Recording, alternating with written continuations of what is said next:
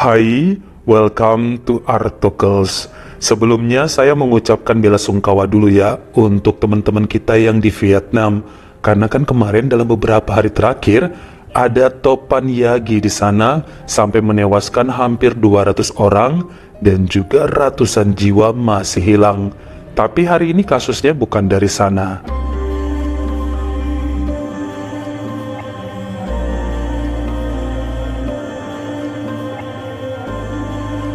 Saya perkenalkan dengan seorang gadis manis bernama Siti Delima, kelahiran tahun 1989, yang tumbuh besar di wilayah Lemah Abang, Cikarang, Jawa Barat, dan pernah mencicipi masa pendidikan 3 tahun bidang perhotelan dari kampus yang ada di Jakarta. Dia mudah berbaur sama siapa aja dan cukup pintar dalam berbahasa Mandarin. Sejak lama, emang udah pengen merantau ke luar negeri supaya bisa dapat penghasilan yang lebih tinggi daripada UMR Jabodetabek. Tapi kan dulu orang tuanya nggak mau dia jauh-jauh sebagai anak bungsu supaya bisa menjagai ayah dan ibu yang sudah uzur. Sampai akhirnya pada tahun 2013 orang tuanya meninggal. Semakin yakin bagi Delima untuk menjadi TKW adalah pilihan yang tepat. Dia putusin cowoknya di sini karena udah punya visi dan misi yang jelas bagi diri sendiri. Hal ini semakin diperkuat dengan dukungan sang kakak bernama Lastri Witru. Nah, suaminya Lastri bernama Rizal Permadi udah 2 tahun bekerja di Taiwan sebagai tenaga kerja industri barang elektronik. Entar kalau emang niat akan didaftarkan melalui agensi yang sama di Jakarta sampai dibantu cari kerja di sana. Pasti Delima siap karena emang itu kan mimpinya semenjak dulu. Meskipun niatnya bukan kerja pabrik namun perhotelan, yang penting ada aja dulu jalan menuju ke sana. Taiwan termasuk yang tinggi kok ngasih gaji, apalagi dia pun jago bahasa setempat. Urus segala sesuatunya dibantu sang kakak, akhirnya berangkat juga Siti Delima ke kota Taipei per bulan Agustus 2014. Hai, mau ingetin lagi nih, channel Mabar Kriminal adalah salah satu kanal yang wajib buat kamu kunjungi. Serangkaian kisah-kisah kejahatan akan dibahas dengan cara epik dan mengesankan, mampu buat kamu semua terpuaskan sebagai pecinta kisah-kisah kriminal. Beragam video panjang dan shorts akan mengulik cerita kriminal sampai ke akar-akarnya. Gak cuma itu aja, di channel Mabar Kriminal, videonya mampu menghibur kita semua karena disajikan dengan tampilan dan suara yang berkualitas. Saya aja sampai nonton maraton loh, saking nagihnya dengan kasus-kasus yang dibawakan. Gak main-main pokoknya. Kalau nggak percaya, cek sendiri channelnya Mabar Kriminal.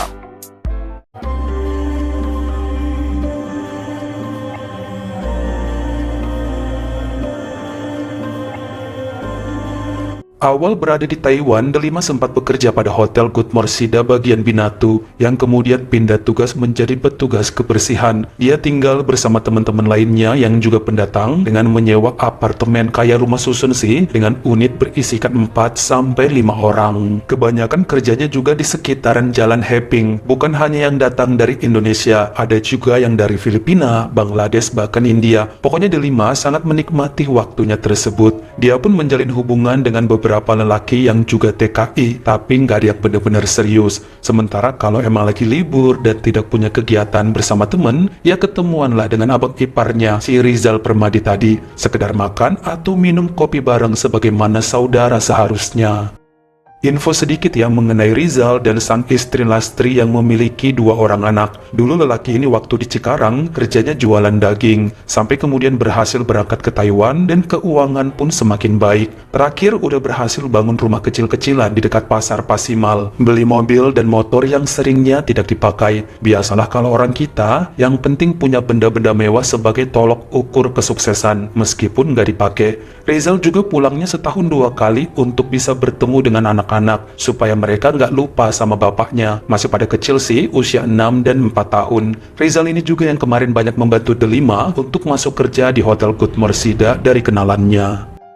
Pada bulan Mei 2016, Delima mendapat teguran dari manajernya yang menerima komplain mengenai cincin hilang serta barang tertinggal berupa jam tangan yang kemudian menyudutkan dirinya. Kurang jelas bagaimana kronologi mengenai kejadian ini, namun Delima belakangan ketahuan mengantongi benda-benda tersebut setelah tamu check out dan malah dibawa pulang. Jadi pihak hotel menganggapnya tidak jujur, walaupun dia ngerasa tidak mencuri secara langsung, sebab mikirnya itu barang-barang sengaja ditinggal oleh tamu sebagai tips buat Delima. Delima, padahal bukan. Kayak nggak di training aja. Dia pun kemudian diberhentikan dan sempat menganggur selama 3 bulan sampai menemukan hotel lainnya bernama B-Night yang memperkerjakan dia di bagian Binatu. Nah, waktu 3 bulan menganggur kemarin itu, dia benar-benar kehabisan uang untuk menyambung hidupnya. Sampai beberapa teman ngajakin nih untuk nongkrong di klub malam supaya nemenin om-om tua minum sampai pagi, dan emang kenyataannya dikasih duit buat jadi companion. Lumayan sih, tapi karena beberapa yang gatel suka maksa ngajak ngamar ya ditolak. Beruntung dapat kerja baru yang halal dan bisa jadi pemasukan.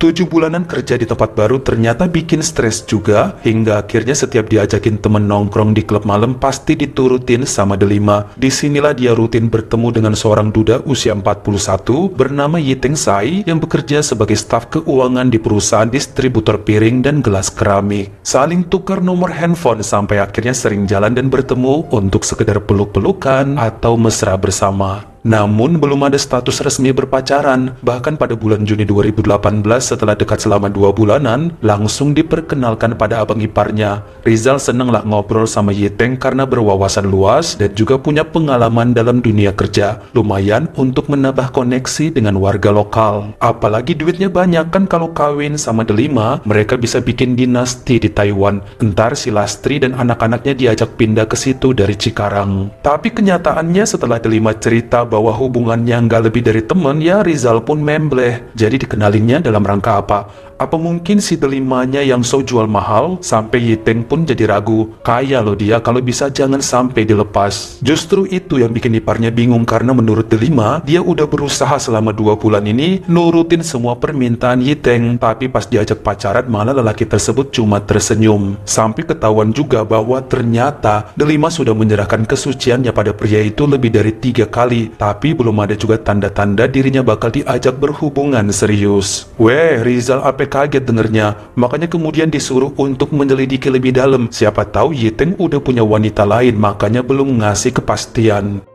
Bulan Agustus 2018, Delima tidak lagi tinggal bersama kawan-kawannya supaya lebih dekat ke tempat kerja di Jalan Changchun. Ternyata Rizal juga tinggal di mes yang gak jauh dari situ, hingga sering mampir untuk menginap kalau sedang males pulang ke mesnya. Disinilah Delima cerita bahwa hubungannya dengan Yiteng semakin kacau karena duda tersebut nuntutnya aneh-aneh saat beradegan ranjang. Pakai cambuk, pakai alat getar berbentuk anu pria, pakai sepatu boot, pakai pentungan polisi serta benda lainnya yang bikin merinding kalau dibayangin. Rizal banyak ketawa sih sampai nyuruh iparnya buat berhenti mengejar Yiteng. Nanti bakalan dapet jodoh yang sesuai dan kaya raya jauh lebih tajir daripada duda itu. Karena emang si Delima kan manis dan lucu, nggak mungkin lah nggak laku. Dan kenyataannya bener aja, perempuan tersebut tiap kali dihubungin untuk ketemuan sekedar makan, minum, nongkrong dan bercinta, malahan langsung ditolak. Yiteng semakin kesal karena dicuekin dan sering memaki lewat SMS. Bahkan di awal bulan September 2018, nekat mendatangi B-Night Hotel, lalu mengancam-ancam Delima sepulang kerja di parkiran depan penginapan tersebut. Yang ada semua keributan ini sampai juga ke telinga Rizal, hingga nekat menemui Yiteng di kantornya. Terjadilah adu jotos yang berujung ke kantor polisi, tapi setelahnya masih berakhir dengan damai.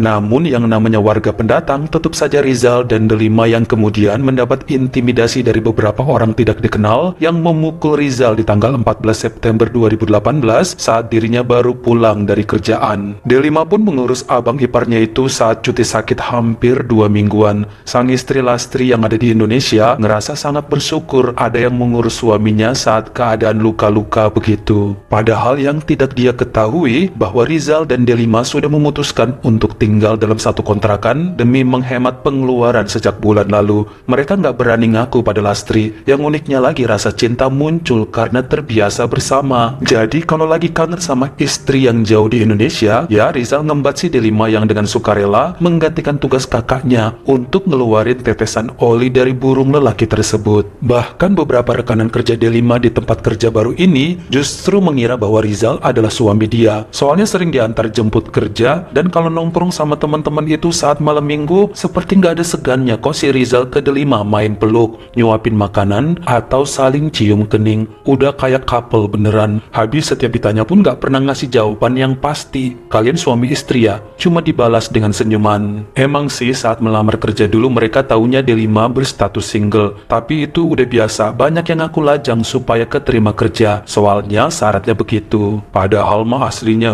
udah pada kawin bahkan punya anak. Nah, untuk kondisi Delima juga pada berpikir begitu. Kalau teman-teman kerja Rizal mah udah tahu dia punya anak istri di Indonesia. Makanya lelaki tersebut nggak pernah mau ngebawa Delima ke tongkrongannya.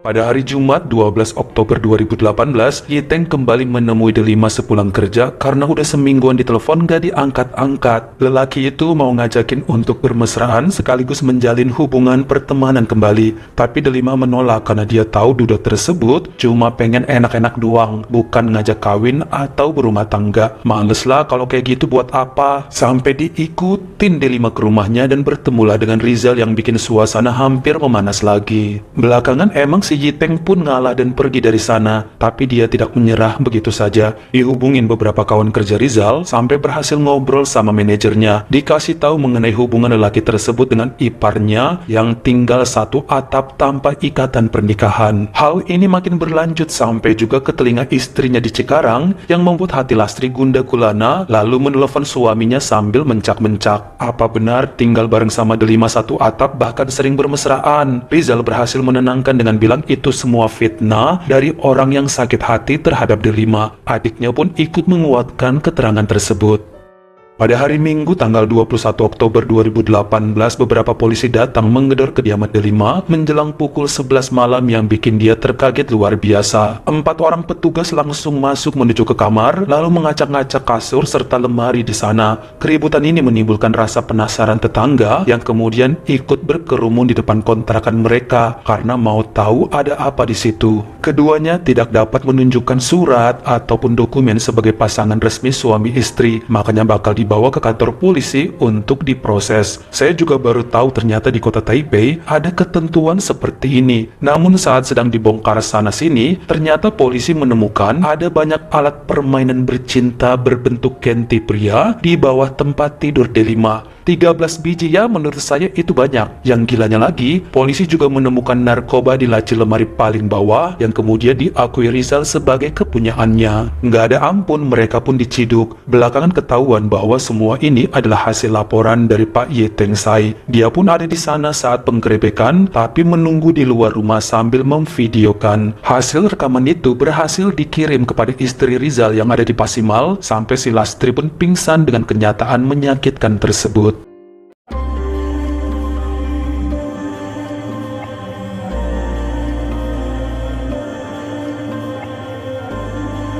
Beberapa kesaksian dari rekan kerja Delima serta tetangga menyatakan bahwa mereka sering melihat ipar beripar ini pegangan tangan dan juga bertingkah layaknya suami istri dimanapun berada, bahkan mengaku pada pemilik kontrakan sebagai pasangan yang sudah menikah. Itulah yang kemudian menjadi titik berat hukuman yang diterima wanita tersebut mengenai pelanggaran pasal tentang hidup bersama tanpa ikatan pernikahan. Sama ya seperti di Indonesia, ternyata mereka tidak mempermasalahkan tentang alat main kesenangan yang 13 biji itu karena ranahnya adalah kepunyaan pribadi. Makanya Delima yang diwakili pengacara Hung Ming Xie kemudian berusaha membela diri dan minta diekstradisi namun ditolak. Perempuan berusia 29 tahun tersebut pun pada Januari 2019 hanya menerima hukuman 3 bulan kurungan atas perbuatan tercela. Dirinya kemudian membayar jaminan hingga langsung dipulangkan ke Indonesia tanpa sempat mendekam lama. Proses berbeda diterima oleh Rizal Permadi karena kedapatan memiliki obat terlarang meskipun jumlahnya tidaklah banyak. Tapi dia terkena pasal berlapis berhubungan dengan kejahatan yang sama dilakukan dengan Delima. 7 bulan kurungan yang pada kenyataannya baru dijalani 2 bulanan, dia berhasil keluar dengan jaminan beberapa saat sebelum bulan Ramadan pada awal bulan Mei 2019. Rizal sempat bertahan cukup lama di Taipei karena takut pada istrinya mengenai perbuatannya selama ini. Di waktu yang bersamaan pun merasa dendam dendam pada Yiteng sebagai pelapor yang bikin segalanya jadi berantakan. Untuk sekedar info juga, kenapa si D5 kemarin bisa punya sampai 13 buah alat penggetar berbentuk anu ya? Karena Yiteng ini sumbernya. Lelaki tersebut dulu memberi harapan pada D5 akan menikahinya dengan syarat harus mau diajakin berhubungan kasur yang pakai alat-alat aneh itu. Berbeda-beda bentuk dan ukuran yang semua diturutin D5. Setelahnya malah cewek itu yang disuruh nyimpan dengan rapih. Padahal punya Yiteng semua. Habis itu nggak pernah tuh si Yiteng memenuhi janjinya untuk menikahi D5. Mana ada, namanya cowok bermuka sempak, fantasinya ngeri. D5 si rada oon mau dikituin dengan sejuta janji manis. Keterangan ini pernah disampaikan pada pihak kepolisian, namun yang mereka tetap membela warganya dan menyudutkan D5 serta Rizal. Kenyataannya pada Selasa 16 Juli 2019, Yiteng Sai menghembuskan nafas terakhir saat ada sosok gelap melepas peluru ke arahnya saat baru keluar dari kafe Uranium di Jalan Fuxing menjelang pukul 12 malam. Sempat dicari itu si Rizal karena dicurigai sebagai pelakunya. Namun penelusuran selanjutnya terbukti bahwa Rizal sudah berada di Cikarang seminggu sebelum tragedi terjadi. Dia udah balikan sama istrinya. Sampai saat ini kasus mengenai penyerangan Yiteng masih dalam proses penyelidikan. Di lain pihak, D5 pun menghilang tanpa diketahui kabarnya oleh keluarga. Ada yang bilang dia ke Jakarta kawin lari dengan cowok barunya. Sebagian bilang sudah ke Malaysia cari kerja baru karena peristiwa kemarin membuatnya terpukul hebat. Bagaimana menurut kamu? Apakah mungkin sosok yang menghabisi Yiteng adalah D5? Tapi dari data kepolisian sih nggak ada ya cewek itu masuk ke negara Taiwan sejak dipulangkan ke Indonesia per bulan Februari 2019. Kalian komen di bawah. Kalau kamu suka sama video ini, jangan lupa klik like serta tombol share-nya. Buat yang baru pertama kali mampir, atau udah sering mampir nih tapi belum berlangganan, jangan lupa klik dulu tombol subscribe, dan juga dinyalain notifikasinya. Supaya lain kali kalau misalnya saya upload video baru, kamu jadi orang pertama yang tahu. Follow juga Instagram saya jika berkenan di Artokels S-nya 2. Dan jangan lupa untuk nontonin semua video saya yang lainnya. Ingat ya, tetap jaga jari dan juga lidah kita supaya nggak nyakitin hati orang lain. Terima kasih.